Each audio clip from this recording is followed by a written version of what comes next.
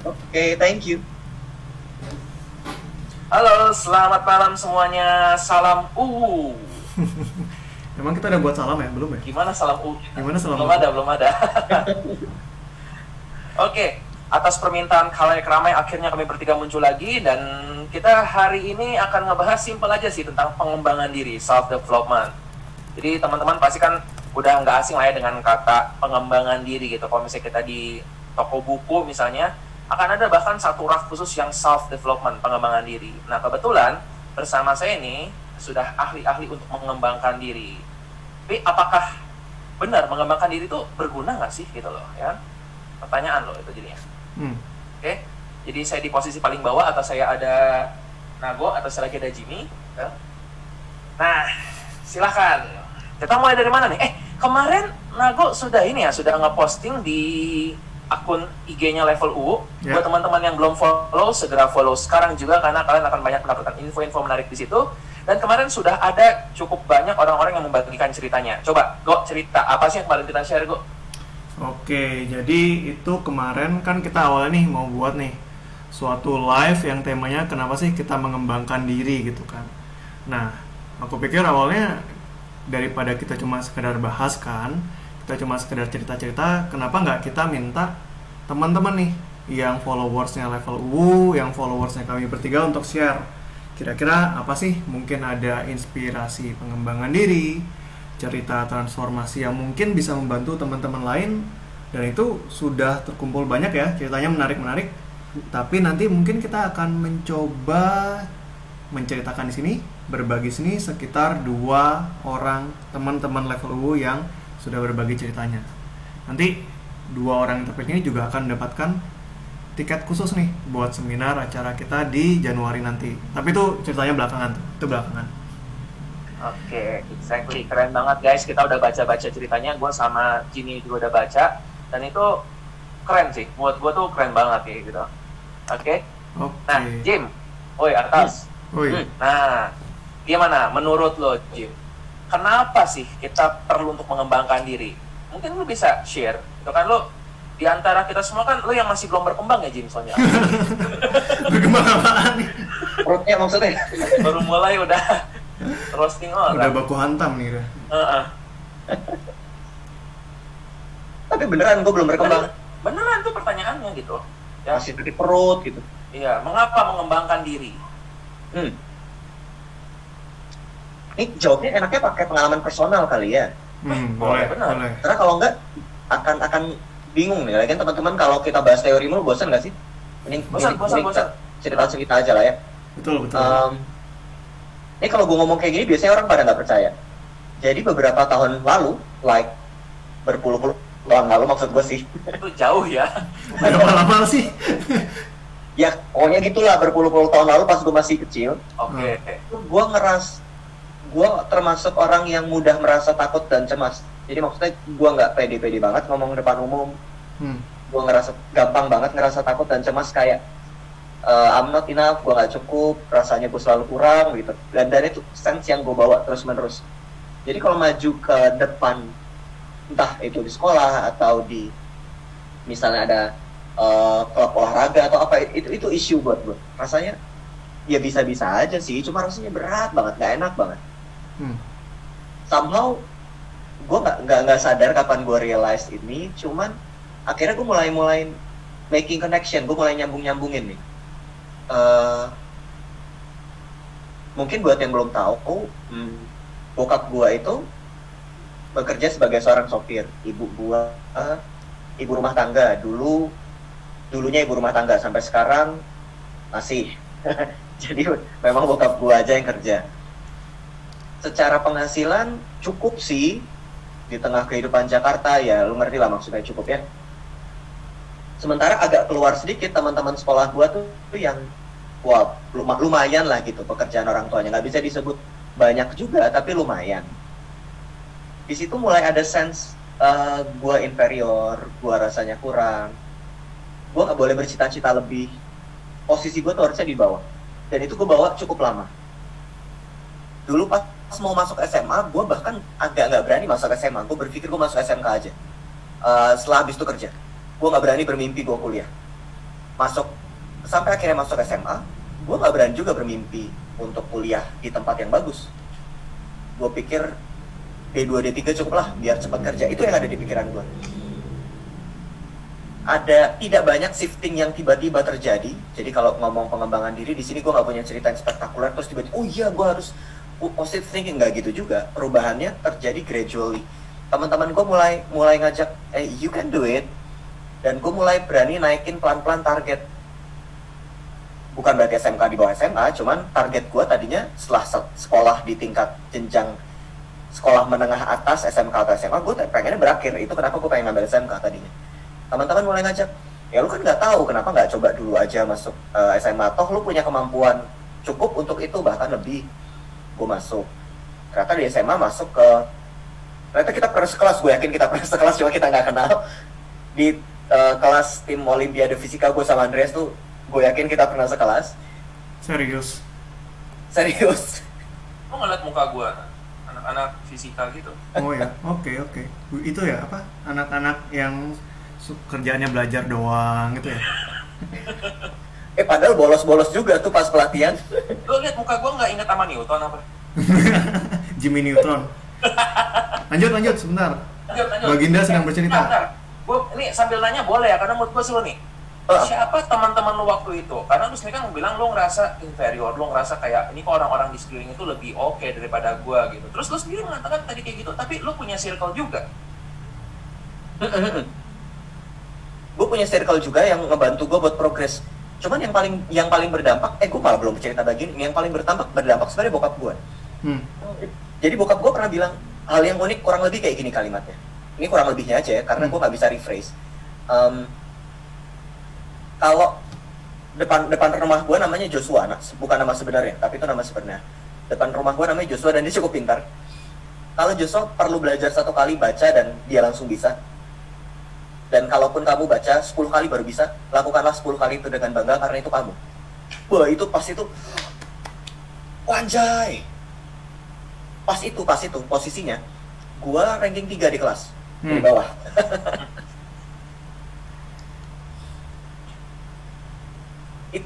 itu salah satu transformasi yang cukup besar karena di catur bulan selanjutnya, catur bulan tahuan umurnya. Catur bulan ya. Itu gue masuk 10 besar, 9 besar, 8 besar, 3 besar, dan naiknya tuh gradually oke. Ini lo beneran waktu lo bilang lo ketiga dari bawah itu? Beneran, gue ngeliat cek raportnya. Sebenarnya gue nggak ngeh angkanya 3, sampai gue ngeliat pas buka raport, anjing goblok banget gue gitu. Oke, jadi gradually lo naik seperti itu. Nah, tapi bener kayak gini, apakah benar dengan kata-kata kayak gitu aja bahwa kalau lu butuh 10 kali buat latihan gitu tuh, oke lu 10 kali bakal baca itu, apakah itu ngaruh dengan kayak gitu doang? Ya, gue tetap baca 10 kali sih, nggak bikin tiba-tiba gue jadi pinter. Cuma paling nggak, gue menyadari kalau gue nggak sedang bertanding sama siapapun lo di sini. Kalaupun gue ngelakuin itu 10 kali, ya gue ngelakuin itu buat diri gue sendiri, bukan buat Joshua, dan gue bangga karena gue ngelakuin itu. So, perlahan-lahan dari situ, proses pikir gue dari yang oriented sama hasil, gradually bergeser jadi orientasinya pada prosesnya. Walaupun tetap ada tuh sisa-sisa insecure, gue nggak berani masuk SMA, gue nggak berani masuk kampus yang bagus, gue nggak berani masuk jurusan yang bagus, walaupun akhirnya masuk juga dan lulus juga. Dan ternyata gue nggak memandang pikiran negatif yang hold back itu sebagai musuh sepenuhnya ya, karena gue ngeliat ternyata gue berhati-hati loh di sini, ternyata gue mengambil antara risk sama benefit, gue harus ngitung baik-baik supaya ya duit bokap nggak tiba-tiba habis gara-gara gue cuma kuliah, adik gue masih harus. Sehingga gue lihat ini sebagai proses yang menarik. Pengembangan diri di sini menurut gue bukan cuma kita harus positif, bagus, mencapai yang tertinggi, bukan, tapi selama gradually itu membaik, dan menurut gue gradually gue membaik perasaan insecurities-nya, inferiority-nya, gue ngerasa itu oke. Itu cerita pengembangan diri gue dari yang catur bulan tadi. Oke. Nice. Dan saat ini kami sudah terhubung bersama dengan Joshua. Halo Joshua. Halo Joshua, apakah benar apa yang dikatakan oleh Jimmy barusan? Atau dia sudah mengubah 1-2 fakta? Ya, Jimmy ini memang teman saya dari dulu ya. Saya lihat dia tuh pejuang keras banget gitu. Jadi saya bangga melihat dia sekarang seperti ini. Teruskan ya Jim. Saya bangga pernah bersaing dengan Anda. Gue pikir Joshua ini ngetok-ketok pintu. Bu, Jojo di luar, Bu. Bu, Jojo sudah open minded, Bu. Oke. Oke, ini menarik. Jadi siapa yang menyangka bahwa Jimmy ini yang pernah ngomong di TEDx gitu ya, kenapa dulunya itu lo pernah quote gitu kan, lo ragu-ragu banget. Menurut lo ada nggak sih satu poin titik penting yang lo ngerasa tuh bahwa ya gue perlu berubah? Karena gini loh, salah satu tantangan orang buat nggak berubah kan ya kenapa gue harus berubah? Ingat ya, kita kemarin sempat ngobrol, kita bertiga, kita ngomongin sebuah konsep yang kita bertiga tahu itu apa, tapi kami lupa namanya apa. Itu ada sebuah kondisi di mana lo merasa nggak nyaman, jadi lo pengen berubah, tapi nggak cukup mengganggu sehingga lo nggak pengen berubah, kayak gitu. Nah, banyak orang yang mengalami kayak gitu, dan gue yakin banyak teman-teman juga yang mungkin mengalami kondisi yang mirip kayak entar Jimmy ataupun mungkin cerita gue sama Nago. Tapi kita ngerasa kayak ya udahlah gitu, ini mengganggu, tapi gue bisa tahan kok, gue gak akan berubah kayak gitu. Nah, apa yang membuat lo merasa waktu itu perlu untuk berubah? Kan kita ngomongin pengembangan diri nih. Gue ngerasa kalau gue nerusin pola yang kayak begini, gue gak akan kemana-mana. I mean, hidup di Jakarta pada saat itu cukup keras. Gue ngeliat bokap gue pergi dari matahari baru terbit, naik dikit dia udah pergi, udah terbenam dia baru pulang. Kalau gue dalam pola yang sama, gue bisa kerja keras sih, cuman it's going nowhere. Gue nggak bisa kemana-mana, gue nggak bisa bantu bokap gue nggak bisa bantu adik gue, nyokap gue. Jadi kayaknya harus ada yang dirubah di sini patternnya. Dan kalau mau jujur, walaupun gue tetap cemas dan takut, kan kita tetap bisa ngeliat jujur kemampuan diri ya. Kayak nilai gue cukup kok harusnya. Kayaknya kemampuan gue, ya nggak, gue bukan yang paling pintar, tapi kelihatannya cukup untuk doing something di sini. So sayang aja kalau nggak dipakai. Pada saat itu gue akhirnya berani ngambil kuliah kedokteran, walaupun agak nekat. Bisa nggak nih? Ntar kalau di dalam duitnya banyak, gue keluar gimana nih? Gitu-gitulah. Oke. Cuma gue ngeliat ini kalau kayak gini terus, it's going nowhere. Gue nggak bakal kemana-mana, bokap gue, adik gue nggak bakal kemana-mana. Kalau ada resiko yang perlu diambil, why not? Ambil risiko ya, mantap. Kembali gue setuju tadi sama Jimmy ya, kita bukan berarti mendiskreditkan bahwa misalnya setara dengan SMA, SMK ataupun mungkin yang lainnya gitu, kita nggak bilang bahwa yang satu lebih superior daripada yang lainnya kan, intinya memilih gitu. Gue cukup banyak juga kenal dengan orang-orang yang mereka memilih gitu, misalnya untuk SMK supaya tadi pendekatan bisa langsung kerja, dan ternyata banyak juga yang menikmati hidupnya. Salah satu yang bisa kita bahas nanti mungkin di level U tentang ikigai, tentang gimana kita menemukan keseimbangan dalam hidup. Nah, mungkin kalau gue ngeliat nih, gue sih bersyukur ya gue ketemu sama kalian, kayak kalian tuh bisa memberikan inspirasi gitu, udah menemukan ikigai kalian, pekerjaan yang kalian suka, lalu yang kalian bagus dalam mengerjakan itu dan dibutuhkan oleh dunia, dan tentunya kalian bisa mendapatkan income dari situ. Itu adalah konsep dari ikigai gitu. Jadi kita akan bahas kapan-kapan, dan thank you Jimmy. Oke. Ya, Thank you. Buat teman-teman silakan applause virtual, ketik ya. Ketik emot applause. Ketik amin. Tangan begini dan tetap berjuang Kak Jimmy gitu. Oke. Thank you Jim. Nah, Oke. Lu gimana ya? Gua nih sekarang. Oke. Gue liat nih soalnya postingan gue nih banyak tentang ini ya, tentang pilihan gitu kan ya, tentang memberdayakan diri, tentang lu mesti berjuang gitu. Lu ada apa sih masa lalu lu? Oke. Gue khawatir yang baca postingan lu.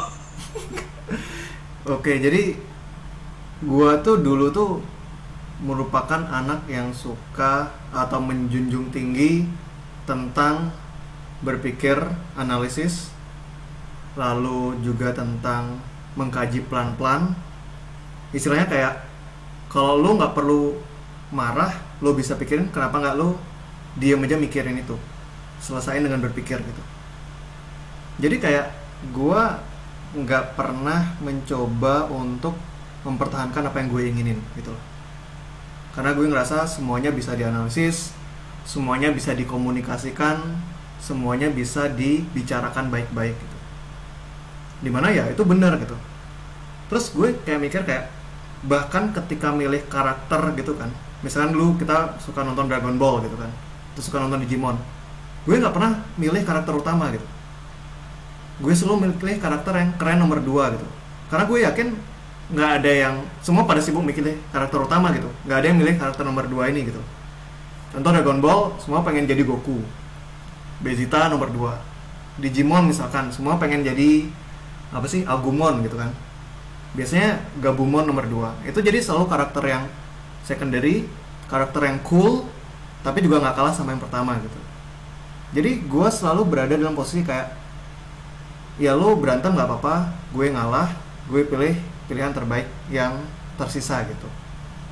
Dan gue merasa benar-benar mencoba untuk mengurangi atau menghindari konflik, karena gue rasa itu suatu hal yang baik gitu. Kita menjaga perdamaian, kita buat semuanya baik-baik dan seterusnya. Tapi itu berlangsung terus. Gue SMA, gue kuliah, gue lanjut S2, tanpa menyadari sikap gue yang kayak itu membuat orang menjadi memilihkan pilihan hidup gue gitu.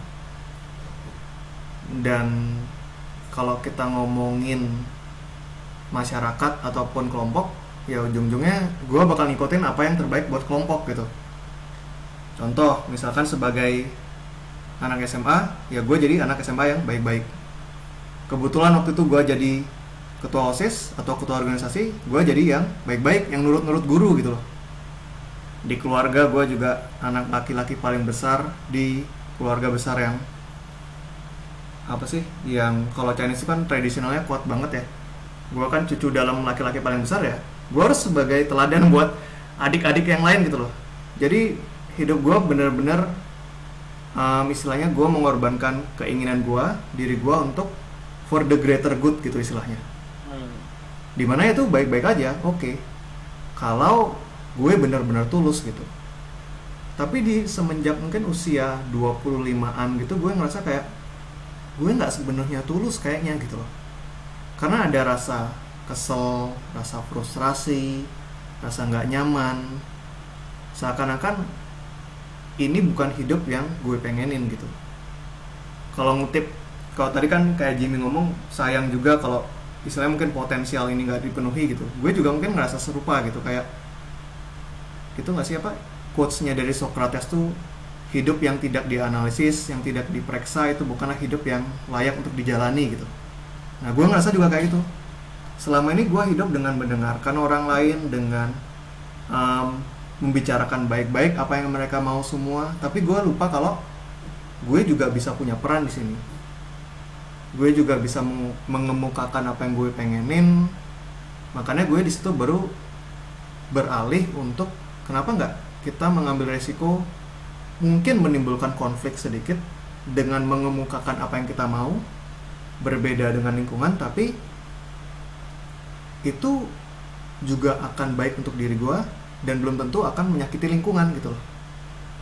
Makanya mungkin itu sih turning point gue ketika gue ngerasa yang awalnya frustrasi, mungkin kayak merasa mentok menjalani semua keputusan yang ada di sekitar lingkungan gue dan menjalannya dengan tanda kutip anak baik gitu ya.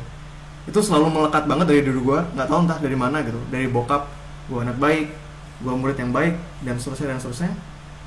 Gue ngerasa oke, jadi anak baik boleh, tapi selamanya lo anak gitu, lo bukan orang dewasa gitu. Nah disitulah gue merasa mungkin pendewasaan gue itu mulai muncul dari ketika gue melepas cap anak baik dan mulai memilih pilihan, tanggung jawab dan konsekuensi yang gue rasa benar, yang bahkan mungkin bisa merusak label cap anak baik itu. Gitu sih. Menurut gue itu shifting pengembangan diri gue yang paling besar gitu. Oke. Kalau yang gue analisa nih, analisa kan karena hidup tuh menganalisa kata Socrates. Lo people pleaser? Gue people pleaser bukan karena pengen nyenengin dia, enggak. Tapi gue ngerasa it's for the greater good, itu yang harus dikorbankan gitu. Jadi kayak bukan untuk disenengin mereka, bukan. Tapi kayak bukannya kita harus kayak gini ya. Jadi kayak bener-bener sudah beliefnya kayak pokoknya ini yang paling bagus gitu. Tapi bukan untuk membuat mereka senang gitu. Oke, Kayak karena gitu mungkin dari cerita ya, gue yakin juga waktu lo berdua ini kan konsultasi gitu dengan sesi sama pasien, akan ada yang tipe-tipe karakter yang people pleaser, yang kayak gue nggak ngerti gimana tapi gue tuh pengen banget untuk terus ngorbanin diri gue demi orang lain, demi bikin dia senang, demi buat gue ngerasa nggak bersalah dan lain-lain. Sampai akhirnya ada quote nih kalau nggak salah, gue lupa nih, Steve Jobs kalau nggak salah yang bilang bahwa lo hidup cuma sekali, jadi don't waste it living someone else's life. Apakah itu yang sempat lo rasakan juga gitu? Kayak lo hidup nih kayak bukan buat diri lo sendiri kayak gitu. Oke, lo hidup buat diri lo sendiri gitu. Lo ngerasa tekan for the greater good, tapi akhirnya lo jadi lupa hidup untuk diri lo sendiri kayak gitu. Ya mungkin kayak gitu ya. Itulah kenapa kayak gue bilang gue selalu mendengarkan, membicarakan baik-baik, menganalisis yang terbaik apa. Itu seakan-akan gue ngelihat permasalahan ini dari sudut pandang orang ketiga gitu. Padahal gue juga bagian dari kelompok ini gitu loh. Dimana untuk mencapai keputusan terbaik di organisasi, keluarga atau kelompok itu, gue harus ngomong juga gitu. Karena kan kadang-kadang kita ngerasa kita harus ngorbanin diri kita supaya mendapatkan keputusan terbaik. Tapi kadang kita lupa kalau keputusan terbaik itu juga berasal dari pengungkapan kita, pendapat kita, argumen kita harus masuk di sana gitu. Itu sih yang rasanya gue alamin. Kok seandainya lu nggak berubah, kira-kira lu sekarang bakal jadi orang seperti apa? Sama, gue juga mau nanya ke Jimmy juga, lu kalau lu nggak berubah, lu sekarang bakal jadi orang seperti apa? Gua bakal jadi orang yang despiteful ke lingkungan. Apa tuh? Despiteful tuh kata bener nggak sih? Pokoknya gue despite lingkungan, gue membenci lingkungan, menyalahkan mereka, padahal guenya sendiri yang nggak take action gitu. Jimmy, gimana? Dan lu bersyukur nggak bahwa lu berubah? Oh, bersyukur. Gue lebih senang liat lu nggak berubah, kayak lebih seru deh ngeliat Nago. Kalau gue nggak berubah, gue mungkin gue lebih pengen ngeliat postingan Nago tuh, anjir nih, tetangga gue nyebelin gitu. Temen gue nih rese nih gitu. Gue lebih teman kayak gitu. Ada drama tuh senang gitu. Iya. Mungkin itu masalah lo ya, habis ini kita bahas lo ya gitu. Jim, kalau lu nggak berubah gimana, Jim? Kalau gue nggak berubah, gue pasti akan jadi orang yang lebih acceptance ya. Cuman acceptance-nya kelebihan. Jadi bukan nerima, tapi nggak ngapa-ngapain, pasrah aja. Gue akan mengatasnamakan ikhlas, bekerja keras dan nerimo, dan ya konsep-konsep seperti itu penerimaan. Karena sebenarnya gue nggak berani untuk ambil resiko, karena gue sebenarnya nggak berani untuk melihat apa yang sebenarnya ada potensi, tapi ini tetap bahaya untuk dilakuin. Kalau dilihat sebenarnya mirip juga ya, kasus gua sama kasus Jimmy sebenarnya ada kemiripan gitu sebenarnya. Tapi yang gua rasa bakal beda nih kasus lu sih. Nih si Andreas nih, kayaknya lu bukan orang yang mikirin orang lain deh kayaknya awalnya. Kalau gua sama Jimmy kan mikirin tuh, gua dibandingin dia kayaknya enggak deh. Gua kayaknya lebih bagus ngelakuin ini deh. Nah, kalau lo kayak gimana gitu dulu sekarang? Lihatlah, gue tadi memulai dengan memberikan kesempatan bagi kalian berdua duluan lo. Masa gue nggak mikirin orang lain gitu. Tapi sekarang itu kan diri lo yang sudah bertransformasi gitu. Nah, lo dulu kayak gimana gitu? Ini mungkin gue belum pernah banyak cerita ke orang ya. Cuma mungkin orang dulu kenal gue dari dulu akan tahu bahwa gue orangnya nyebelin, nggak gitu aja. Sekarang mungkin masih gitu ya nyebelin.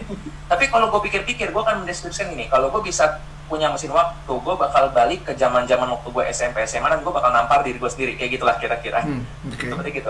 Ini, gue dulu orangnya emosional, pemarah, dan yang jelas itu buat gue tuh semua hal tuh kompetisi, gitu. Dan banyak kan kalau kasus-kasus kayak gini ya, mungkin kan orang bakal mikir dari keluarga gitu. Mungkin orang tua gue selalu mendesak kayak, ya kamu harus jadi yang paling pintar, kamu harus jadi paling oke. Ternyata enggak juga kayak gitu. Kayak gue merasa orang tua gue dua-duanya mereka mensupport dan mereka nggak pernah memaksakan.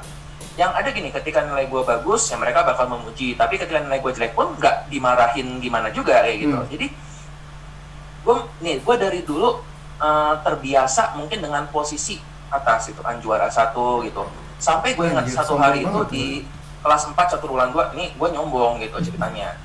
Sampai di kelas 4 catur-ulan 2, gue ingat banget waktu itu gue juara 2. Yang terjadi adalah gue pulang ke rumah nangis karena gue ngerasa bahwa gue gagal. Ada juga waktu itu lomba calistung dulu kan ya, baca tulis hitung gitu waktu SD itu juga gue waktu itu pernah gagal dan gue pulang ke rumah dengan kondisi nangis saat itu. Padahal waktu itu nggak ada yang mendesak gue buat itu. Cuma entah kenapa dari dulu tuh kayak gue sudah membuat pola bahwa gue harus jadi yang paling bagus kayak gitu. Tapi ternyata problem paling besarnya itu adalah justru waktu gue SMA. Waktu itu gue jadian, putus, cepet ya ceritanya. Jadian, putus, cepet. Kenapa nggak dibahas? Kenapa nggak kita bahas pelan-pelan dulu bagaimana ceritanya, kenapa putus gitu?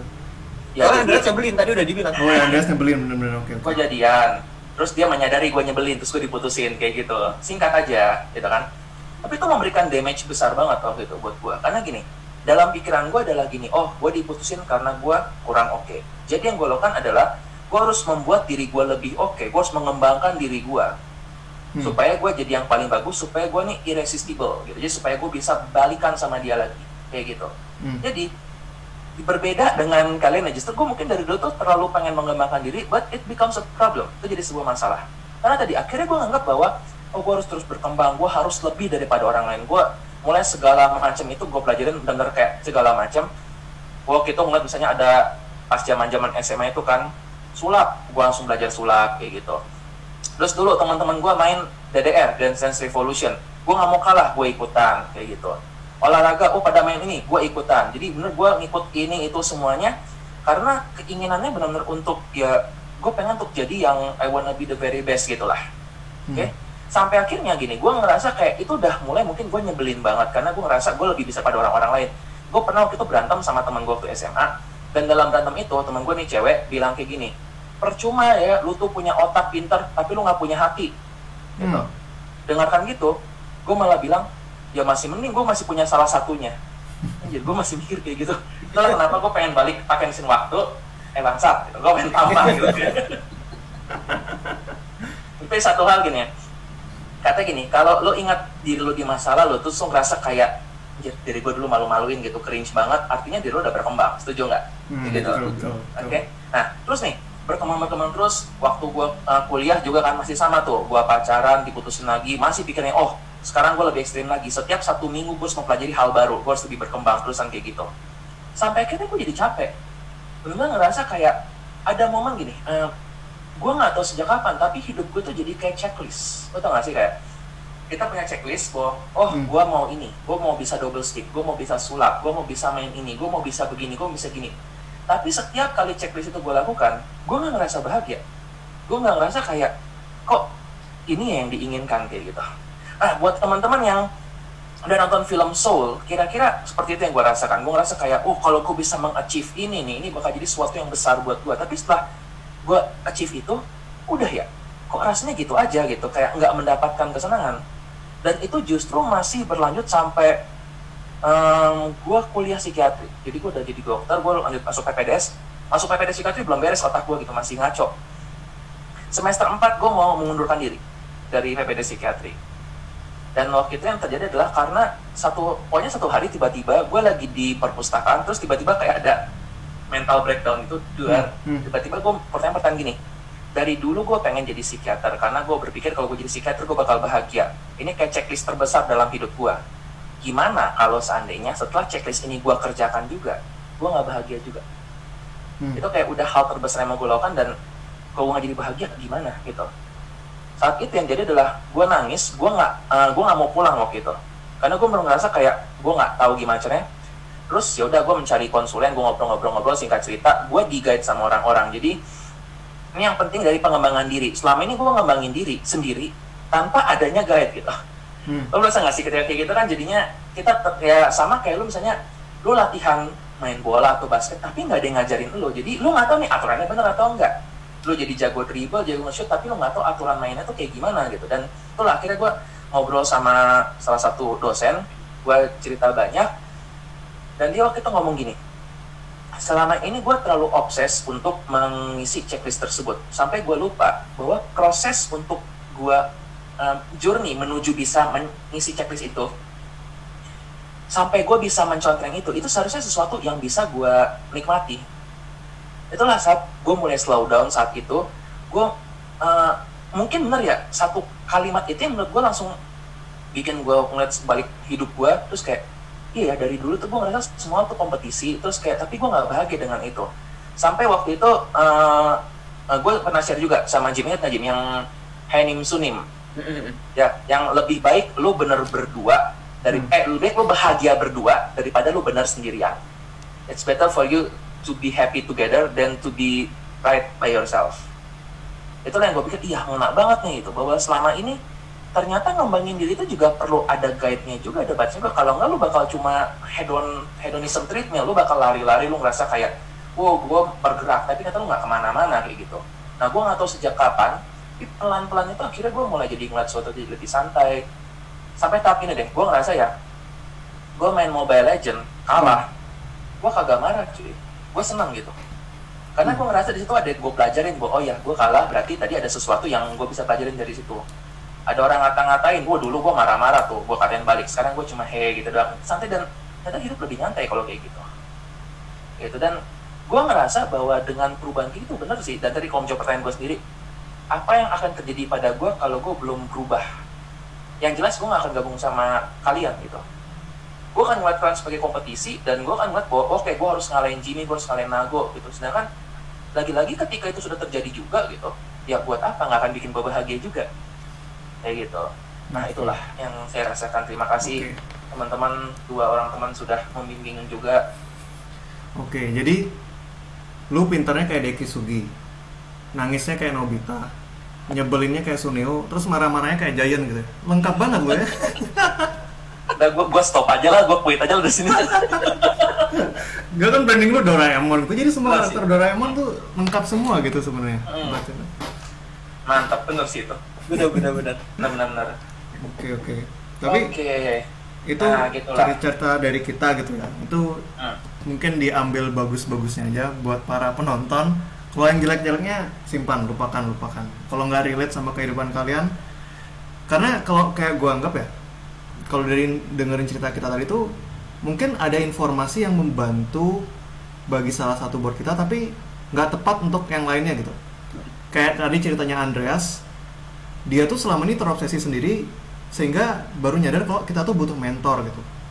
Kalau di cerita gue mungkin kebalikan, gue selama ini selalu seeking out dari luar, menurut mereka yang bagus apa, tapi gue kurang obsesi dari dalam diri sendiri gitu. Jadi yang penting dari pengembangan diri ini mungkin bagaimana kita tahu informasi yang mana tepat untuk diri kita sendiri gitu nggak sih? Nice, betul banget sih. Nah, Jim, bro, lagi nahan mulus nih. Mulus. Gini, kan banyak buku-buku self help ya, dan gue liat lo salah satu orang yang paling sering untuk ngeposting gitu di Instagram, ya pencitraan lo itu yang lo ngefoto Kindle lo lagi baca apa kayak gitu kan. Nah, banyak orang yang anggap kan buku self help itu kayak ya itu ngapain sih gitu, tuh cuma untuk ngejual impian doang gitu, lo baca itu juga nggak berubah. Gimana menurut lo tentang kayak gitu? Karena kan kita juga mau buat sebuah program tentang pengembangan diri. Nah, banyak orang yang bilang ya kalau gue ngembangin diri gue baca aja kayak gitu, kenapa gue harus ikut kayak gini? What do you think about it? Nah, ini menarik ya. By the way, gue mulai rajin ikut seminar pengembangan diri itu mungkin pas kuliah. Jadi gue sambil nyari duit sendiri, sambil ikut seminar, agak goblok ya. Udah tahu duit kurang, kerja tapi malah dipakai buat ikut seminar. Investasi, bro. Investasi. By the way, sebagian besar di antara seminar itu tidak bekerja. Berantakan. Bad investasi, bro. Itu harga pembelajaran. Yes. Nice. Tapi gue nganggap itu sebagai benar-benar menurut gue itu pembelajaran. Oh, ternyata jalan-jalan kayak gini tuh banyak yang bermasalah. Karena ini gue nggak tahu yang lain gimana, tapi gue ngerasa ketika gue datang ke seminar tersebut, gue ngerasa udah berubah. Karena begitu, atau misalnya gue baca buku pemberdayaan diri, self help, gue ngerasa udah berubah dengan ngebaca buku itu. Gue jadi kayak junkie aja gitu, information junkie. Setiap ada information, kayaknya, gue udah berubah dengan baca ini. Setelah berjalan sekian tahun dan trace back ngingat materi, gue ingat materi ini, tapi gue nggak berubah apapun di sana. Sampai pada momen gue mulai reflect, buku self help emang bagus sih isinya, ya dia ngarahin berubah. Tapi kalau tidak ada lingkungan yang memfasilitasi untuk perubahan tersebut terjadi, itu cuma hanya jadi sebatas informasi aja. Misal kayak konseling gitu, konseling kan bukan sebatas ngasih informasi, kita kan ngasih ruangan juga ya, buat dia entah itu ngerasa nggak percaya diri jadi lebih mampu percaya sama dirinya, atau sebaliknya terlalu percaya, ya kita bantu dia untuk mempertimbangkan realita. Jadi ada ruang yang pas gitu. Menurut gue, buku itu informasinya bagus, seminar itu oke, cuma satu yang kurang, community-nya yang kurang. Saling keterkaitan, keterikatan bersama-sama grupnya ini yang kurang. Jadi ya cuma tahu doang, information doang gitu. Kok lo gimana kok tentang buku atau mungkin seminar-seminar gitu? Hmm, hmm, hmm. Hmm, kalau gua rasa em, kadang kita bisa brutal mengkonsumsi itu tanpa memilih yang tepat gitu. Mungkin kayak apa ya? Sekarang tuh kan banyak banget orang yang mungkin mungkin kayak cerita Jimmy itu kayak kita tuh pengen mengembangkan diri, tapi kita nggak tahu mau kemana. Dan semua seminar motivasi itu pun kita lahap semuanya gitu. Itu yang gua rasa kayaknya nggak bisa semudah itu gitu, nggak sekedar kayak karena yang gua pahami adalah sekarang tuh misalkan nih sekarang di zaman internet dengan banyak semua seminar motivasi, seminar pengembangan diri, seminar kesehatan mental, itu udah kayak all you can eat buffet gitu loh di hotel gitu loh. Lo bisa makan apa aja gitu. Tapi yang kurang tuh dari kitanya gitu. Lo milih mau makan yang mana gitu. Dari mana makanan ini, dari mana lo tahu makanan ini tepat buat lo gitu. Jadi menurut gua dari semua informasi yang ada semuanya bagus. Kita kurang dari kitanya sendiri ya, kurang untuk lebih menyeleksi dan memilih makanan mana yang lo sudah yakin bagus dan itu yang lo makan dibandingkan cuma sekedar nyomot sana sini dan cuma ujung-ujungnya buat kuota habis, duit habis, tapi nggak berkembang juga gitu. Makanya gue rasa ya mungkin ini rada nyambung juga ya ujung-ujungnya dengan kenapa kita buat level UU ini untuk membuat perjalanan ini lebih terarah gitu. Nggak sekedar babi bu motivasi pengembangan diri, tapi benar-benar sesuai dengan apa yang kita butuhkan di pengembangan diri kita masing-masing gitu. Gitu sih. Oke, that's nice. Dan kita tegaskan sekali lagi bahwa program nanti pengembangan diri kita bukan seminar motivasi, jelas bukan seperti itu. Kalau gua akan kasih gambaran kayak gini ya mungkin tentang buku self help itu buat gua seperti kayak buku resep masak. Lu bisa baca itu tentang gimana cara masak spaghetti, lu mau baca berapa buku pun terserah, hanya membuat lu tahu. Tapi belum tentu lu akan bisa masak, karena untuk masak itu lu perlu untuk turun langsung, lu perlu untuk tangan lu kotor, lu akan perlu untuk panas-panasan, dan lu perlu berbagi ke orang dan dapat feedback dari mereka. And that is exactly yang kita inginkan dalam membangun sebuah program. Bukan hanya sekedar memberikan informasi, bukan hanya memberikan data, tapi gimana kita bisa ya terjun dan kotor-kotoran di situ, kita belajar dari situ, ya kan? Nah, mungkin bisa kali kita share tentang ini ya yang cerita teman-teman kita di grup. Silakan dibaca. Oke. Ini mereka sudah oke belum untuk di-sharekan ceritanya? Nggak tahu ya, tapi ya aku nggak tahu ya. Adminnya gimana? Gue belum nanya adminnya. Ya, tapi nggak usah sebut nama kalau gitu, nggak usah sebut nama. Nggak ada namanya kan ya? Nggak ada nama. Oke, udah. Oke. Untuk yang kita bacakan ceritanya, ini bukan untuk kita membuka aib atau apapun, tapi yang kembali untuk belajar. Karena kita percaya bahwa semua hal di dunia itu bisa jadi buat informasi, buat kita belajar. Oke, sip. Mungkin yang pertama aku baca ya. Ini ngomong-ngomong sekitar buat sedikit gambarnya ini sudah 40 menit loh. Kita ngomongnya banyak kan sebenarnya. Nggak cukup kayaknya ngomong di live nih. Oke, gue baca dulu. Jadi gue agak skip ya. Jadi dulu itu aku orangnya perfeksionis. Ini buat yang punya cerita dengerin ya. Siapa tahu nih ceritamu. Ngapain ini dengerin ceritanya sendiri? Oh iya, bukan. Maksudnya kan biar tahu dia menang sesuatu habis ini gitu loh. Ntar ada yang ngaku. Cerita dengerin, Pak. Wih bener juga, kita yang usah dengerin ya. Iya. Dulu aku orang perfeksionis dan goal oriented banget. Tapi sikap seperti itu menjadikan aku orang yang mudah kecewa dan marah ketika aku gagal mencapai apa yang kuinginkan. Nah 2 tahun yang lalu, aku mengalami krisis. Aku merasa rendah diri, merasa seperti orang yang gagal. Akhirnya membuat aku membandingkan diriku dengan pencapaian orang lain. Nah sampai suatu hari, ada seseorang psikolog yang bilang ke aku, ini bukan aku ya psikolognya, it's okay not to be okay. Kalau hari ini kamu gagal atau salah ya nggak apa-apa. Progres 1% pun harus dihargai, karena yang tahu perjuangannya cuma kamu. Hidup itu learning. Semenjak itu pola pikirku pelan-pelan berubah. Gagal bukan berarti hidupnya hancur. Selama kita masih bernafas, harapan akan tetap ada. Aku tahu apa artinya menghargai diri. Seperti seorang yang sedang berlomba lari, janganlah menginginkan garis finish tanpa mau berjuang melewati jalur perlombaan. Nah ini penting nih, bisa jadi buat kontenku lain kali nih. Hidup itu berproses dan berprogres. Kalau hari ini kita gagal, coba lihat kembali hidupmu. Terkadang kita terlalu fokus dengan hal yang besar dan luar biasa, tapi mengabaikan hal yang kecil dan sederhana. Kemajuan 1% pun layak kamu apresiasi. Udah, itu dari pemenang pertama kita. Tepuk tangan dulu. Ya, kita komentari nih ya. Oke, silakan. Sebentar ya komentarinnya ya. Jangan ntar kelebihan nih, mati duluan nih Ya. sebelumnya. Ya, jadi ini luar biasa sekali ceritanya ya. Ada yang ini nih, ada menurut saya ada sedikit masukan. Sini kok masukan buat cerita kagak? Lu kayak juri ini kayak gatelan gitu, mencari bakat emangnya. Oke, buat lo gini, kata-kata yang bagus ini adalah tentang 1%. Oke, jadi bener banget bahwa ini kan penyakitnya satu orang yang perfeksionis ya, berasa pokoknya semua harus 100%. Anything less than 100% itu nggak bisa diterima gitu. Betul. Kita lupa bahwa progres sedikit itu progres juga.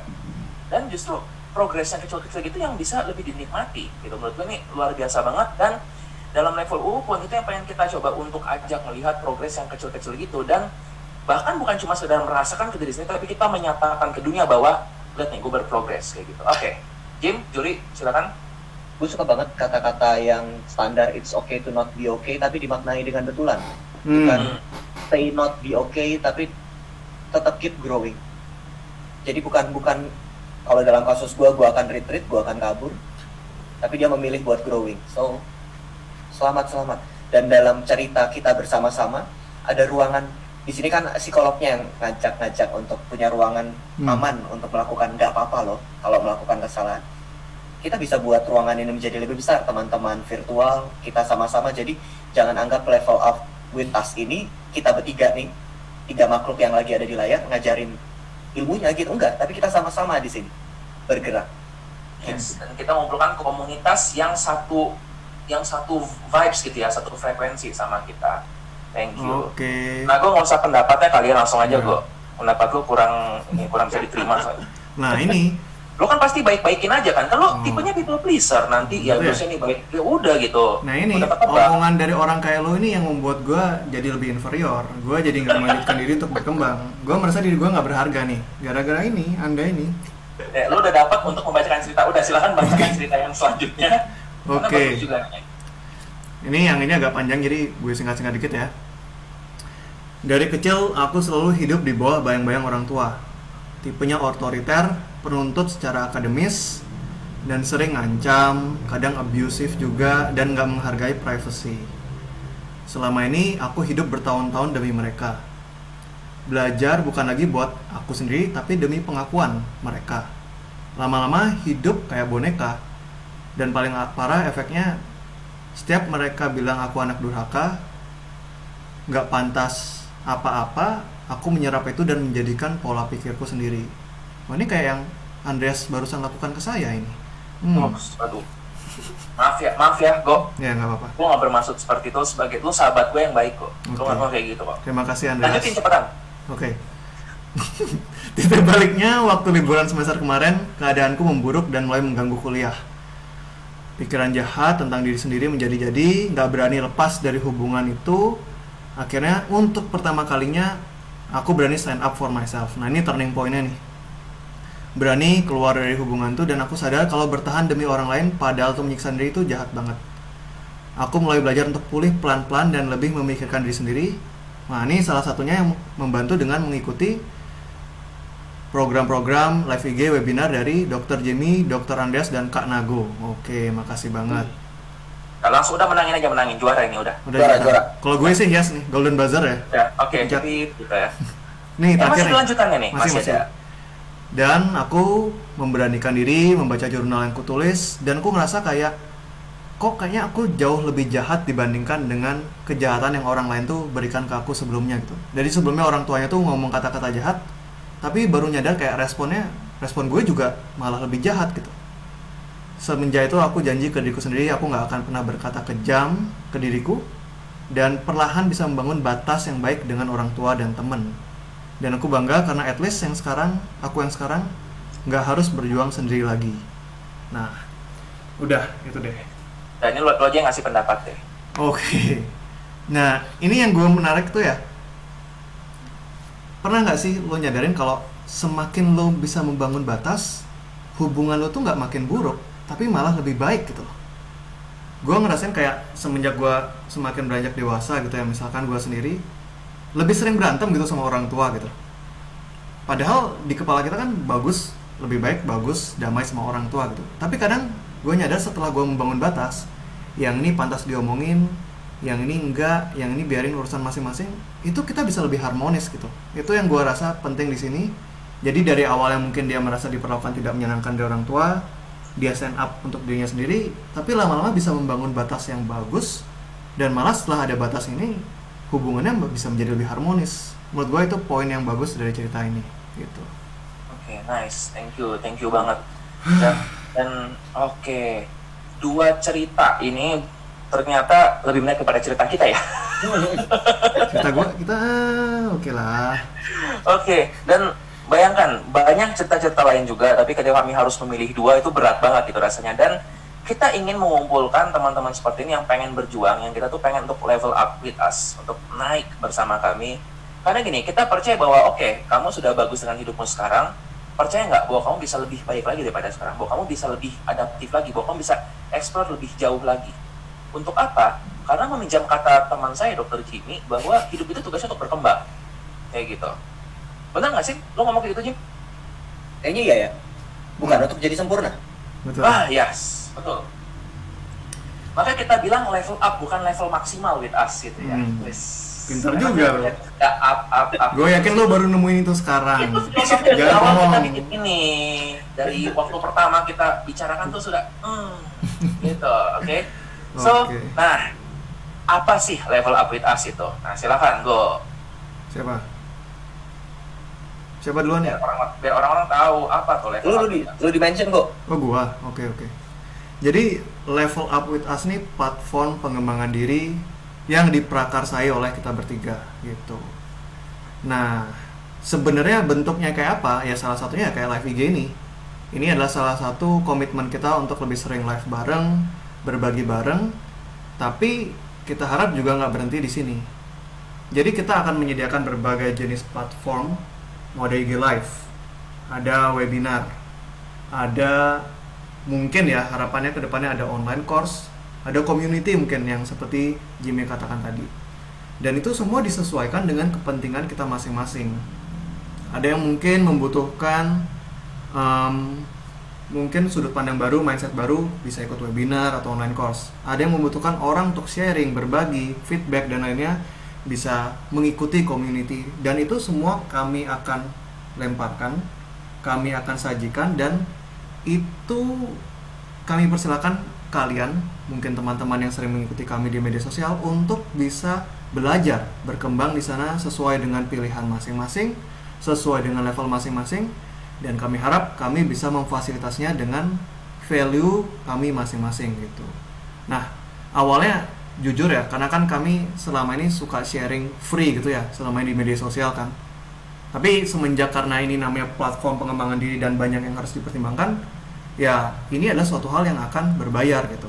Awalnya membuat kita bingung ya, nggak enak juga ya kita ngajak teman-teman ngembangin diri, tapi ada biaya kontribusinya gitu. Tapi awalnya kami agak ragu di sana, tapi lama-lama kita bisa sedikit sepakat kayak ini adalah suatu hal yang kita banggakan. Isi materinya, value-nya itu merupakan semua hasil kerja keras dan insight yang kita dapatkan dari permasalahan kita masing-masing. Dan menurut kami ini akan worth it, dan dengan mempercayai value ini kita rasa ini merupakan suatu hal yang layak untuk disediakan buat teman-teman semua gitu. Jadi harapanku sih ini bisa menjadi tempat kita berkembang bersama-sama, Jimmy, aku dan Andreas, dan juga kalian di sini yang mengikuti, entah bagaimanapun bentuk partisipasinya nanti. Jadi menurut gua sih itu sih level up menurut gua gitu. Dan kami pun level up juga dengan ini ya. Dari kan kami selama ini zona kami yang enak adalah yaudah kita free aja. Tapi akibatnya kan dari free itu jadinya kita suka-suka kita ya. Lagi mood kita deliver, lagi nggak mood tahu-tahu kayak masuk itu kan Jimmy pulang malam kecapean, terus gue tiba-tiba gue lagi susah nih kayak hari ini kita ganti-ganti Nggak jadi deh gitu. Buat konten nggak rutin.